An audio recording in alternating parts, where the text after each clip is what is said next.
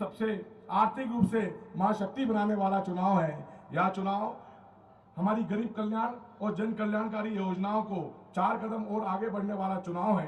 तो मैं एक भाई के नाते, छिंदवाड़ा का बेटा होने के नाते आप सबसे निवेदन करना चाहता हूं कि अपना आशीर्वाद अपने भाई, अपने बेटे को दे, क्योंकि हमें भाई साहब का भी, सभी का भाई साहब का मार्गदर्शन मिलने वाला है। भाई साहब को आगे भी जाना है। आप लोग के बीच में आऊंगा, आप लोग से चर्चा करूंगा। आप लोग का आशीर्वाद और प्यार बना रहे। बहुत बहुत धन्यवाद। बहुत बहुत धन्यवाद आदरणीय बंटी भैया। अब मैं ससम्मान आमंत्रित करता हूं हमारे प्रदेश के यशस्वी प्रदेश अध्यक्ष माननीय श्री बी डी शर्मा जी, भाई साहब आए और हम सबको संबोधित करें। जोरदार ताली बजाकर भाई साहब का स्वागत करें।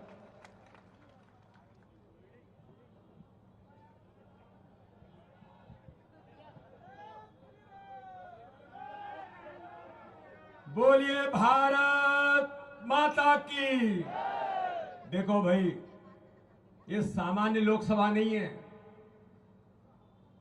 और ये छिंदवाड़ा है, और छिंदवाड़ा का ये कार्यकर्ता और जनता जनार्दन आज एक संकल्प लेने के लिए यहां पहुंची है।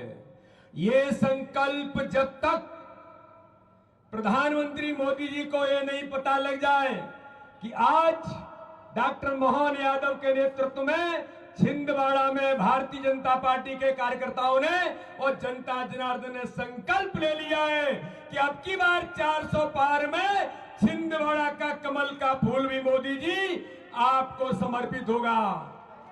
बोलिए, सब लोग तैयार हैं?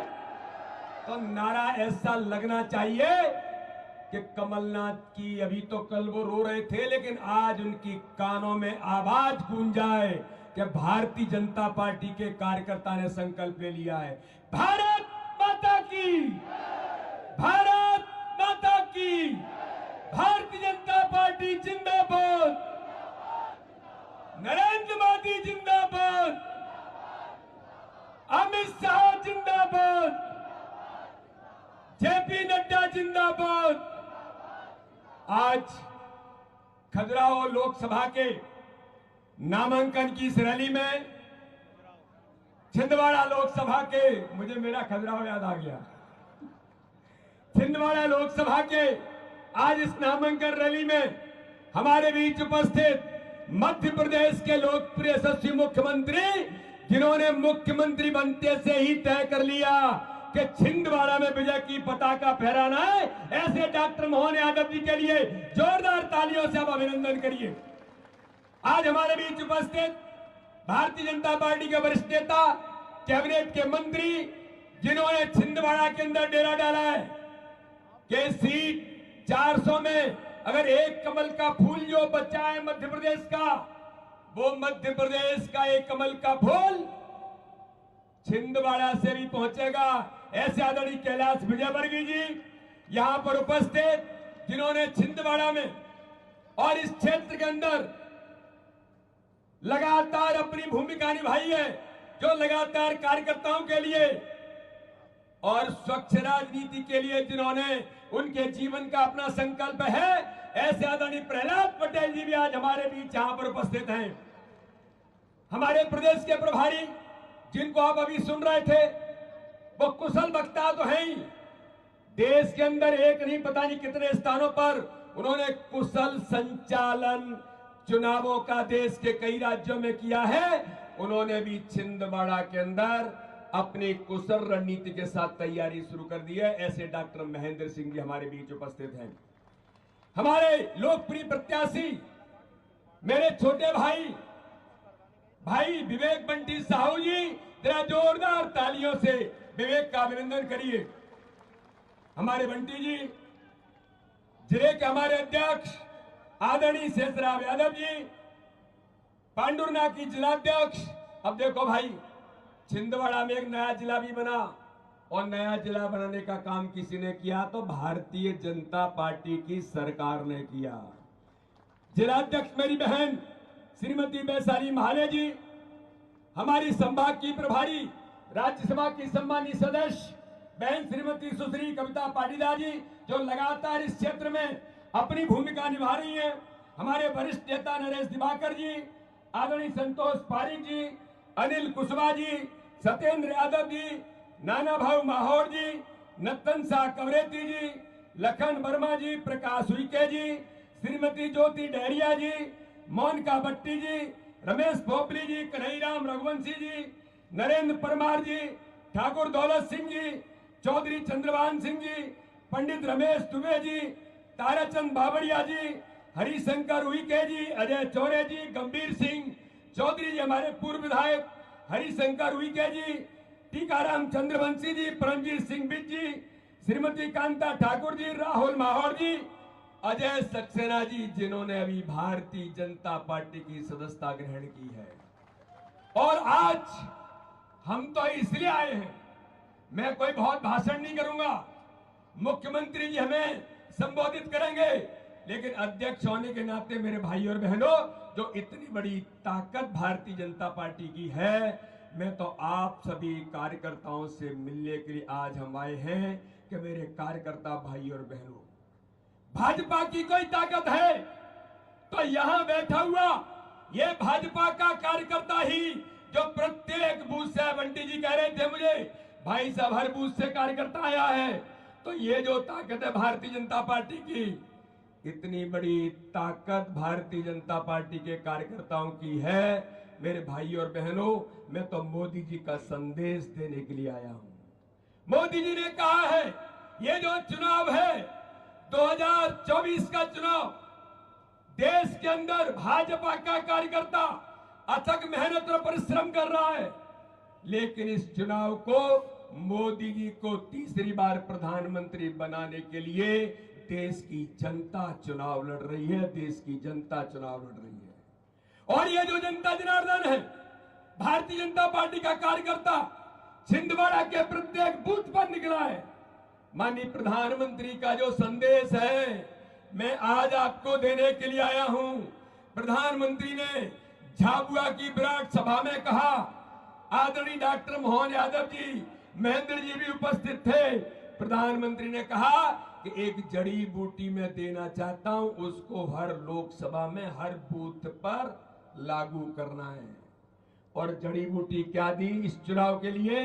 हर बूथ पर 370 नए मतदाता जोड़ करके इस चुनाव में जो पहले जितने मत मिले हैं उन सभी में 370 प्लस मतदाता बढ़ाकर छिंदवाड़ा के हर बूथ पर, क्योंकि छिंदवाड़ा बहुत बड़ा जिला है, 2600 बूथ है, मुझे लगता है कि प्रदेश के सभी लोकसभाओं में बड़ा लोकसभा है, तो उन बूथों पर एक एक बूथ पर भारतीय जनता पार्टी के कार्यकर्ताओं को संकल्प लेकर के ये चुनाव केवल जीतना नहीं है, ये चुनाव हर बूथ पर जीतना है।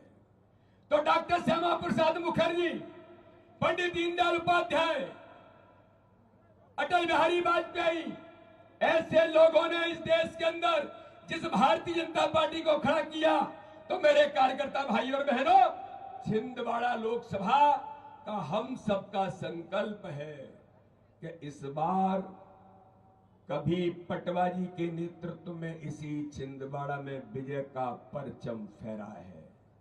और अब हमारी बारी आ गई है कि इन कार्यकर्ताओं की ताकत के बल पर जनता जनार्दन में जो भारतीय जनता पार्टी के प्रधानमंत्री नरेंद्र मोदी जी के नेतृत्व में हर घर के अंदर, हर बूथ पर, मैं जब आया था छिंदवाड़ा के अंदर, तब मीडिया के लोगों ने मुझे कहा ये छिंदवाड़ा तो फलाने जी का गढ़ है, इनका गढ़ है, उनका गढ़ है। मैंने कहा सुनो भैया, ये किसी का गढ़ नहीं है। अगर गढ़ किसी का है तो प्रधानमंत्री नरेंद्र मोदी के नेतृत्व में गरीब कल्याण की योजनाओं के हितग्राहियों का छिंदवाड़ा गढ़ है, जो हर गरीब का जीवन बदलने का काम आज भारतीय जनता पार्टी की सरकार माननीय प्रधानमंत्री मोदी जी के नेतृत्व में कर रही है, हर गरीब के साथ खड़ा होने का काम। तो मेरे भाई और बहनों, प्रधानमंत्री नरेंद्र मोदी जी ने इस देश के अंदर भ्रष्टाचार की राजनीति को समाप्त किया है, इस देश के अंदर परिवारवाद की राजनीति को समाप्त किया है। तो मैं छिंदवाड़ा की जनता से और कार्यकर्ता भाई और बहनों में आपसे पूछना चाहता हूं, यहां के एक सांसद रहे श्रीमान नकुल नाथ, मैंने पूछा लोकसभा के अंदर कि आपने कभी लोकसभा देखी थी क्या? लोकसभा के अंदर उपस्थिति तो है ही नहीं। छिंदवाड़ा की जनता की आकांक्षाओं और अनुरूप एक काम भी लोकसभा के अंदर छिंदवाड़ा के विकास के लिए कभी बात नहीं की। भ्रष्टाचार में आकर डूबे हुए कमलनाथ, जिन्होंने इस मध्य प्रदेश को 15 महीने जब मुख्यमंत्री थे, इस मध्य प्रदेश को भ्रष्टाचार का अड्डा बना दिया था। और इसी छिंदवाड़ा के अंदर एक नहीं, सिंचाई की परियोजनाओं में करोड़ों के भ्रष्टाचार करने का काम श्रीमान कमलनाथ आपने किया था। गरीब छिंदवाड़ा की जनता को, मेरे आदिवासी भाई और बहनों के, मैंने कहा दिलानी के साथ कि श्रीमान कमलनाथ, छिंदवाड़ा को आपने क्या दिया? आपने गरीबों के खून को चूस करके जिस प्रकार से आपका राजपाट बढ़ाया, आप लगातार बड़े उद्योगपति बन गए। कहां से बने? इसी गरीब छिंदवाड़ा की गरीब जनता का खून चूसकर। तो एक गरीब जनता पूछना चाहती है कि आज आपने केवल अपने परिवार को बढ़ाएंगे। आप भ्रष्टाचार के आरोप में सांसद से हटे थे तो आपने अपनी पत्नी को लड़ाया था, और अगर आप अशक्त हो गए तो अब अपने बेटे को लड़ा रहे हैं। चाहे वो दीपक सक्सेना जी हो, चाहे कोई और कांग्रेस के कार्यकर्ता हो, सबको लग गया ये तो केवल परिवार तक सीमित है। तो मेरे बहनों और भाइयों, मुझे बताओ, क्या केवल एक ही परिवार का व्यक्ति सांसद बनेगा क्या? अरे ताकत से बताओ, बनेगा क्या? प्रधानमंत्री मोदी जी का संकल्प कि परिवारवाद भारत की राजनीति से हम नहीं टिकने देंगे, तो इसका उदाहरण छिंदवाड़ा कि अब परिवार का कोई व्यक्ति छिंदवाड़ा का सांसद नहीं बनेगा। बोलिए, हम सब लोग तैयार हैं कि नहीं है? अब सामान्य व्यक्ति जो जनता के लिए, कार्यकर्ताओं के लिए, हर गरीब के लिए खड़ा होने का काम मेरे बंटी साहू जी करते हैं, छोटा भाई। तो बंटी साहू को छिंदवाड़ा का सांसद बना करके इतिहास बनाना है। मोदी जी ने जो कहा है, परिवारवाद नहीं चलेगा, भ्रष्टाचार नहीं चलेगा, तुष्टीकरण नहीं चलेगा, जो कमलनाथ और नकुलनाथ लगातार यहां पर करते रहे। मेरे भाई और बहनों, आज मैं आप सबके साथ, आज हम इसलिए आए हैं कि हमें संकल्प लेना है कि इस बार फिर मोदी जी के नेतृत्व में भारत के प्रधानमंत्री तीसरी बार मोदी जी बने। बोलिए, सब लोग तैयार हैं कि मोदी जी तीसरी बार प्रधानमंत्री बनेंगे और प्रचंड बहुमत से बनेंगे? लेकिन अगर छिंदवाड़ा का कमल का फूल नहीं पहुंचाया तो फिर क्या होगा? अरे ताकत से बताओ, करेंगे कि नहीं करेंगे? कमल का फूल अगली बार 400 पार में छिंदवाड़ा का कमल का फूल भी चमकेगा कि नहीं चमकेगा? तो यही आज संकल्प लेना है। मैंने सुना कल कमलनाथ जी रो रहे थे, बड़े आंसू बहा रहे थे। देखो भाई और बहनों, हम सब बड़े सीधे साधे लोग हैं, जनता जनार्दन तो बड़ी भावुक होती है। ये इनकी आंखों में आंसू नहीं है, ये तो छल कपट के आंसू हैं, जो बरसों से छिंदवाड़ा की जनता के साथ छल कपट करते रहे, बरसों से भ्रष्टाचार में लिप्त होकर इस मध्य प्रदेश को लूटा है। इसलिए मेरे भाई और बहनों, हमें आज संकल्प लेकर के कि भारत के प्रधानमंत्री नरेंद्र मोदी जी को तीसरी बार भारत के अंदर इस भारत को विकसित भारत बनाने के लिए अगर प्रधानमंत्री को ताकत देना है तो छिंदवाड़ा पीछे कैसे रह सकता है? तो मेरे बहन और भाइयों, आज हम सब मिलकर के आज संकल्प लें कि पुनः तीसरी बार फिर एक बार मोदी सरकार, और इस बार 400 पार के नारे में छिंदवाड़ा का कमल का फूल भी पहुंचेगा। ये आज हम सब संकल्प लेकर के यहां से जाएंगे। बोलिए, सब लोग तैयार हैं? तो दोनों हाथ उठाइए, पंजा नहीं, दोनों हाथ मुट्ठी बांधिए। इन झूठ बोलने वालों को बताना है। बोलिए, भारत माता की, भारत माता की जय। जय श्री राम, जय जय श्री राम। बहुत बहुत धन्यवाद। कार्यकर्ताओं में दम है और जनता तैयार है। बहुत बहुत धन्यवाद माननीय प्रदेश अध्यक्ष जी। अब मैं ससम्मान आमंत्रित करता हूं मध्य प्रदेश के लोकप्रिय एवं यशस्वी मुख्यमंत्री आदरणीय श्री डॉक्टर मोहन यादव जी को वो आए और इस विशाल जन समुदाय को संबोधित करें। माननीय मुख्यमंत्री जी जोरदार तालियां बजाकर उनको स्वागत करें।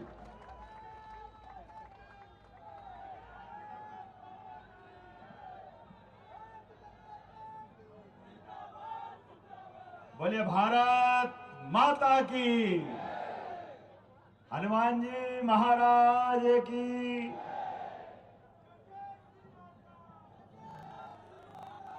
महाकाल इधर से बोले तो फिर सभी की आवाज आना चाहिए। मेरे साथ सब बोलो जय श्री महाकाल।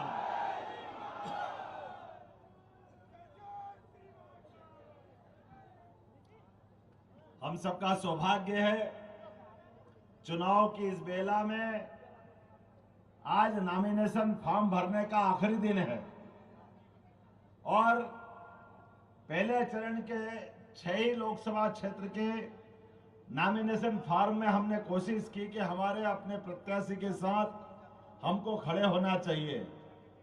मंच पर विराजमान हमारे अपने यशस्वी अध्यक्ष जिन्होंने अपने धनुष की टंकार से दुश्मनों की जमीन हिला दी है, हमको दिख रहा है। जोरदार ताली बजाओ बीडी शर्मा जी के लिए। और एक बड़ी बात, हमारे पास भी अजय योद्धा है, एक नहीं दो, जिनने अपनी अलग पहचान बनाई है। नाम ही काफी। अब आपने महाकाल बोला तो महाकाल कैलाश पर्वत पे ही विराजते हैं। जोरदार ताली बजाओ कैलाश जी विजयवर्गीय के लिए। जीवन में जो भी चुनाव लड़ा या लड़ाया कभी पीछे नहीं हटे, हमेशा परमात्मा ने यश दिया और जीत के निकले। जोरदार तालियां इस बात की। अभी वो छिंदवाड़ा में अपना चिमटा गाड़ करके कार्यकर्ताओं के साथ खड़े पूरे चुनाव तक के लिए। जोरदार ताली बजाओ। इसलिए छिंदवाड़ा अब कोई हमको चिंता की बात नहीं। श्रीमान प्रहलाद जी पटेल ग्रामीण विकास मंत्री, चट्टान की तरह लड़ने भिड़ने अड़ने में उनका कोई मुकाबला नहीं। सरकार की व्यवस्थाओं के साथ जहां दे दो 24 टन सोने के सिक्के की तरह खड़े उतरने वाले। जोरदार ताली बजाओ हमारे यशस्वी नेता, धाकड़ छात्र नेता, अपने काम के आधार पे पहचान बनाने वाले। मंच पर ही विराजमान हमारी राज्यसभा की बहन कविता पाटीदार जी। जोरदार तालियां कविता जी के लिए। और शेष नारायण यादव जी अभी कार्यवाहक अध्यक्ष है। जोरदार तालियां। मंच पे सब कुछ मौजूद है जिनको जिनको नेतृत्व की क्षमता के आधार पर जवाबदारी दी है। नाना भाई महोड़, जोरदार नाना भाव के लिए भी। और हमारे प्रभारी, माफ करना, अपने लिए परमात्मा ने वाकई आपका नाम महेंद्र है, लेकिन आप ऐसे शुभंकर हैं, अपनी सारी व्यवस्थाओं के सूत्र जहां जहां प्रभारी बन के आते वहां प्रचंड विजय से भाजपा का झंडा ले रहा था। जोरदार ताली पूर्व मंत्री और हमारे प्रभारी माननीय महेंद्र सिंह जी के लिए। जोरदार ताली। मजा नहीं आया। महेंद्र सिंह जी भाई साहब यहाँ मौजूद है, हमने अपनी बात रखी। मंच पर विराजमान नाम तो इतने सारे हैं। हमारे अपने प्रत्याशी बंटी भाई के लिए जोरदार तालियां बजाओ। अभी इन्होंने अपनी बात रखी। जिला अध्यक्ष श्रीमती वैशाली महाले जी, अब आप ताली बजाते जाओ, मैं नाम बोलता जाऊंगा। श्री नरेश दिवाकर जी, संतोष पारीक जी, अनिल कुशवाहा जी, सत्येंद्र यादव जी, नत्थन शाह जी, लखन वर्मा जी, प्रकाश उइके जी। नाम तो इतने सारे, आप सभी के लिए जोरदार तालियां बजा दो। मैं तो आज केवल आपको नमस्कार करने आया, आपको प्रणाम करने आया हूं। हमको अपने पूरे प्रदेश में तो क्या देश में इसकी लहर दिखाई दे रही है। अब की बार फिर एक बार ये जो आवाज की ध्वनि है, अब आवाज से दुनिया में एहसास हो रहा कि छिंदवाड़ा में पहली बार ऐसा हो रहा है कि छिंदवाड़ा क्या इतना कमजोर था कि यहाँ के बच्चे सांसद नहीं बन सकते, यहाँ कभी नेतृत्व नहीं ले सकते। बहुत बढ़िया। कैलाश जी भाई साहब कह रहे हैं कि छिंदवाड़ा में 5 लाख पार। जोरदार ताली बजाओ छिंदवाड़ा के संकल्प के लिए। मेरे ये जानकारी निकाली तो मालूम पड़ा कि छिंदवाड़ा में सांसद तो बनते रहे, लेकिन कभी छिंदवाड़ा के बच्चे को मौका नहीं मिला। छिंदवाड़ा का अपना यहाँ का व्यक्ति क्यों नहीं बनना चाहिए? जब वोट देने का मामला है, हमारा सांसद बनाना है, तो हमारे अपने घर का बच्चा क्यों नहीं बनना चाहिए? जो आए कुंडली मार के ऐसे बैठे के उठने का नाम ही नहीं ले रहे। आप खुद तो खुद, आप दूसरा, जिनमें कोई दम ही नहीं। दम है क्या? इधर से पूछा, कोई दम है क्या? वैसे ही बेदम है।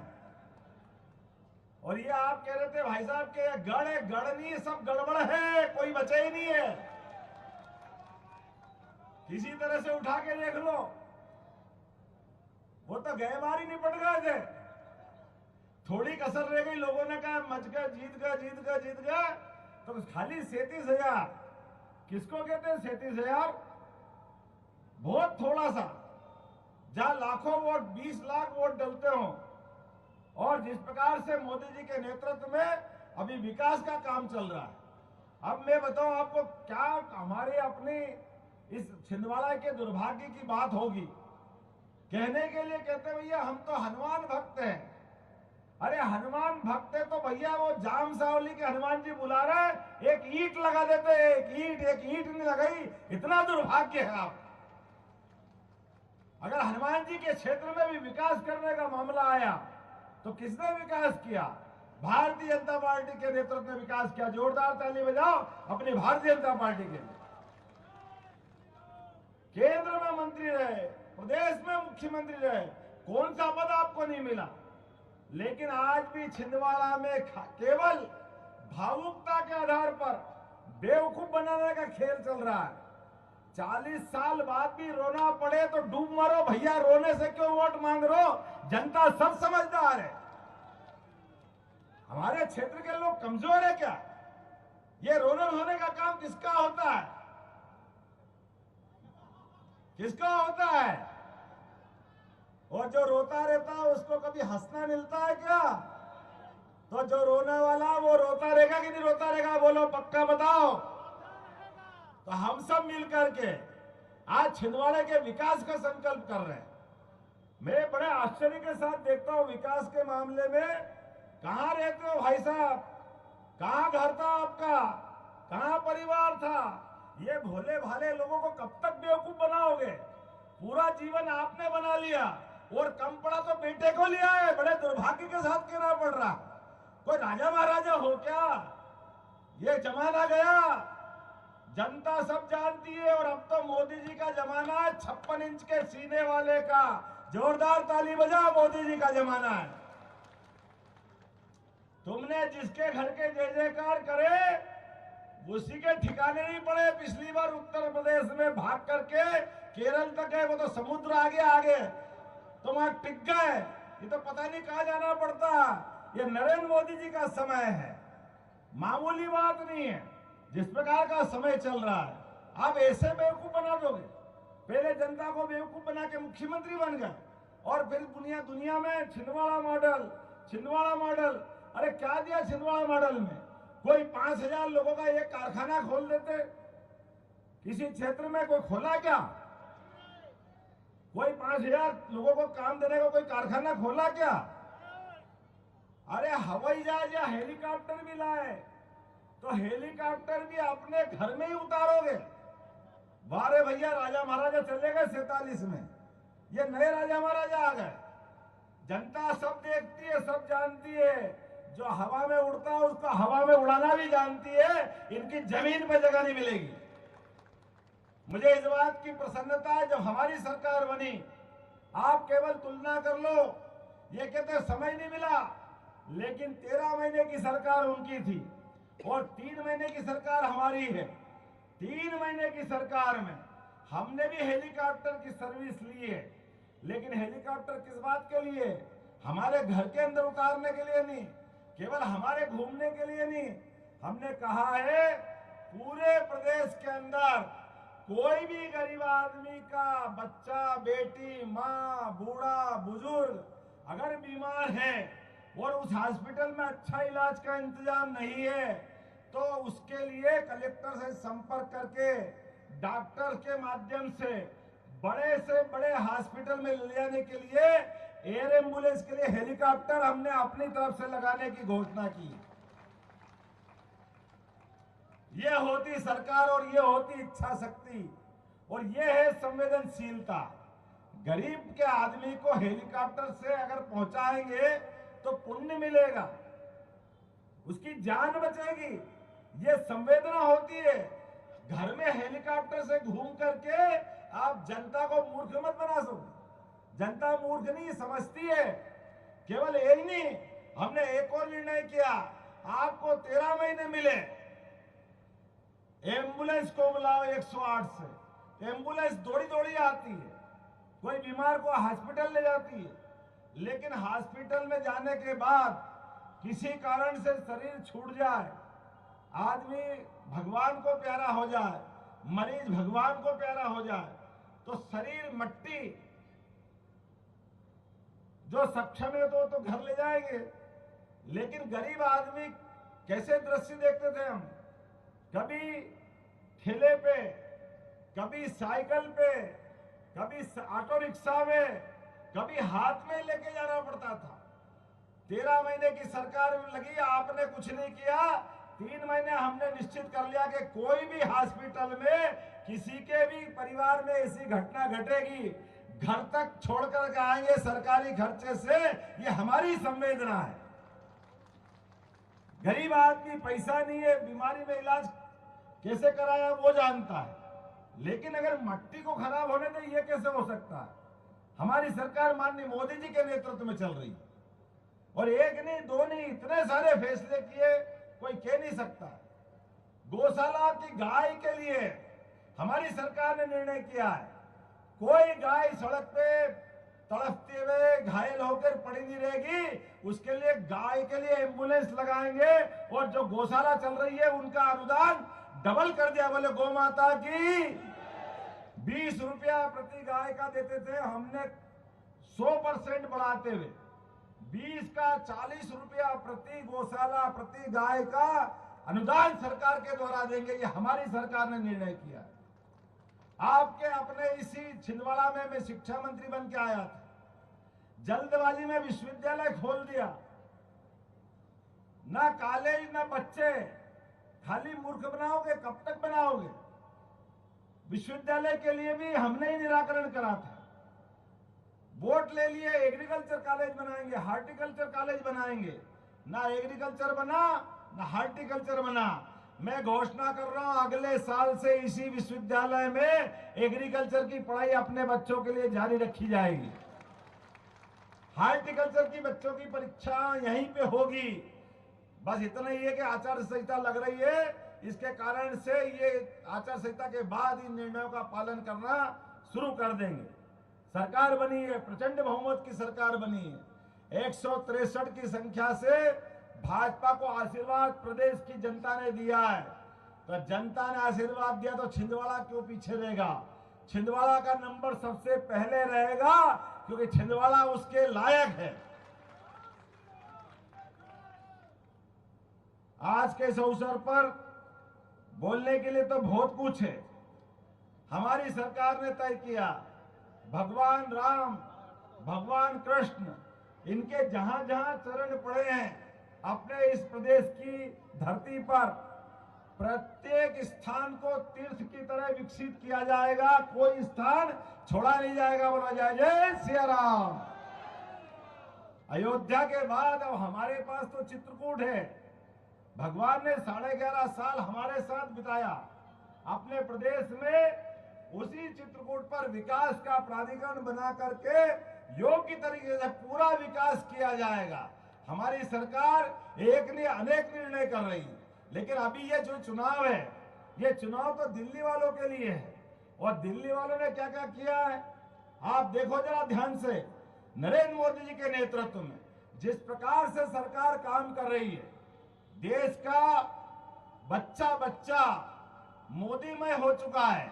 हम सबका सौभाग्य है आने वाले समय में देश को दुनिया का नंबर 1 देश बनाना है, भारत को दिव्य और भव्य बनाना है। इसलिए यह चुनाव नरेंद्र मोदी जी का चुनाव है। जोरदार ताली बजाओ नरेंद्र मोदी जी के साथ चलने के लिए। हम और आप संकल्प करें। आप बताओ, केवल 10 साल का समय मिला भाजपा की पूर्ण बहुमत की सरकार के साथ, लेकिन कौन सा ऐसा विषय है जिन विषयों को लेकर के नरेंद्र मोदी जी ने देश में काम नहीं किया? हर वो विषय जिसके आधार पर देश का सम्मान बढ़े, देश अपने विकास के पथ पे चले, और तो और कानून का पालन सबके लिए बराबर होना चाहिए। तो कानून केवल गरीब आदमी के लिए? गरीब आदमी पे चाहे जितना जुल्म करो वही कोर्ट कचहरी जाएगा, बड़ा आदमी सबसे बच जाएगा। वो बड़ा होके अपने आप को 56 का पता नहीं क्या क्या मानते थे, फन्ने खाओ क्या क्या नाम बोलते हैं। ये नरेंद्र मोदी की सरकार है।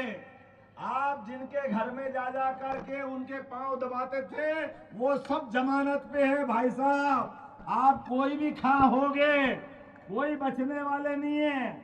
आप राहुल गांधी हो, आप प्रियंका गांधी हो, आप सोनिया गांधी हो, आप केजरीवाल हो, कानून सबके लिए बराबर है। ये नरेंद्र मोदी की सरकार है।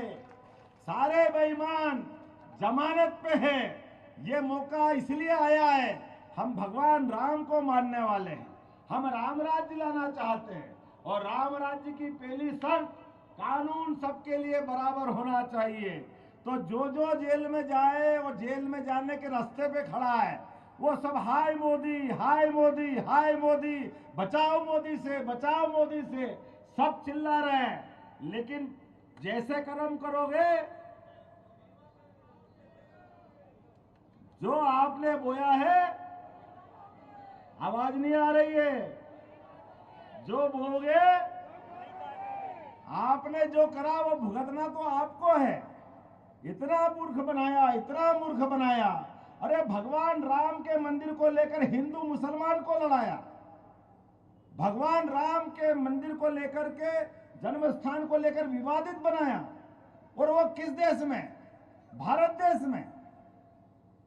90 के दशक की याद करो, लगातार जब भी बात निकली भगवान राम के मामले में कुछ मत करना, बवाल हो जाएगा, खून की नदियां बह जाएगी। ये उसी प्रकार से जो जम्मू कश्मीर के मसले में हुआ था, धारा 370 हट जाएगी, कांग्रेस के नेता पता नहीं देश में बवाल आ जाएगा। हमें गर्व है इस बात का। अयोध्या का भगवान राम का गगनचुंबी मंदिर बना है, शिलान्यास भी हुआ और लोकार्पण भी हुआ। और क्या हिंदू मुस्लिम एकता के साथ हुआ? जोरदार ताली बजा करके जोर से बोलो जय जय सिया राम। अब देश की दुनिया जनता इनको माफ करेगी क्या? हमारे देवी देवताओं का वर्षों तक आजादी के बाद जन्म स्थान पे मंदिर नहीं बना सकते। धारा 370 के माध्यम से 40,000 लोगों का, निरपराध लोगों के अगर हत्याएं हुई है, ये कलंक कांग्रेस के माथे, कमलनाथ के माथे, क्योंकि आप भी उस सरकार में मंत्री थे, आप भी सांसद थे। ये निरपराध लोग क्यों मारे गए? क्योंकि अक्षम लोग सरकार चला रहे थे। हमारे देश के बॉर्डर पर सैनिकों के सिर काट के ले जा रहे थे। ये पाप क्यों हो रहा था? क्योंकि नकारा सरकार दिल्ली पे राज करती रही। मुझे इस बात की प्रसन्नता है, अब यह नरेंद्र मोदी जी का समय है। पाकिस्तान के बाप की मजाल लिए कि बॉर्डर के इस पार कुछ करके देख ले, वो घर में ही निपट ले, वही बहुत है। उसकी जो हालत हुई है वर्तमान के समय में, हमारे दुश्मन पाकिस्तान के अंदर भी अब सुरक्षित नहीं है। ऐसा मजबूत देश बनाने के लिए हम और आपको संकल्प करना पड़ेगा। और मध्य प्रदेश तो वो धरती है जो जनसंघ के जमाने से राष्ट्रवादी दल को हमेशा विजय बनाती है। एक बार पटवा जी को आपने विजय बनाया, लेकिन दुर्भाग्य के साथ अभी अगला नंबर नहीं आया। अब की बार मोदी जी अपनी सरकार बनाए तो दुनिया में भारत की धाक और साख दोनों बनाने के लिए हम और आप तैयार हैं? अगर तैयार है तो अपने स्थान पे खड़े हो जाओ। छिंदवाड़ों को भी जिताना पड़ेगा, भारी बहुमत से नरेंद्र मोदी जी के हाथ मजबूत करना पड़ेंगे। गली गली, गांव गांव, मोहल्ले मोहल्ले आपको स्वयं को नरेंद्र मोदी बन के जाना पड़ेगा। आप सब तैयार हैं? इधर से आवाज आए, तैयार है? तो बांधो मुट्ठी और बोलो जय जय सिया राम। भारत माता की, भारत माता की। बहुत बहुत धन्यवाद। भारत माता की जय। सब लोग बैठ जाइए। अभी बहुत बहुत धन्यवाद माननीय मुख्यमंत्री जी। हमारे कुछ कांग्रेस के नेता आज भारतीय जनता पार्टी में शामिल हो रहे हैं। मैं उनका नाम बोलते जाऊंगा, वो बारी बारी से यहां पर आते जाएंगे।